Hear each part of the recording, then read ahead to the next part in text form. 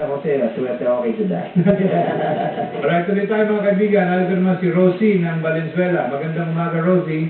Good morning po. Si Vic Jose ito, kasama Opo, natin si Happy New Juday, Year po. saka si Ryan. Ate Rosie? Oo, Ikaw ba yes. yan?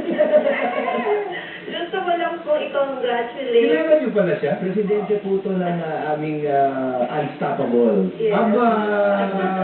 Oh, naku na. Press up namin to si Ate Rosie. Ganun ba? Buti naman at naligaw ka rito sa Pintig Balita. Ano po kasi narinig ko po kanina na magigest po sila dyan, kaya yun po.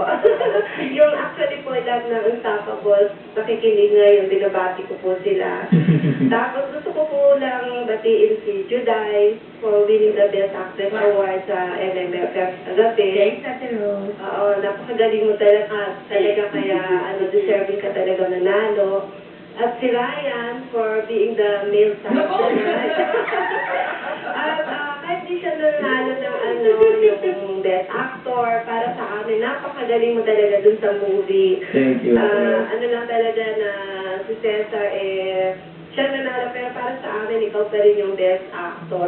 Thank you, Ate Rosie. Ayun. Alright. Yun lang po. Salamat, Rosie. Thank you po. Thank you. Happy New Year! Sa mga Unstoppable, thank you.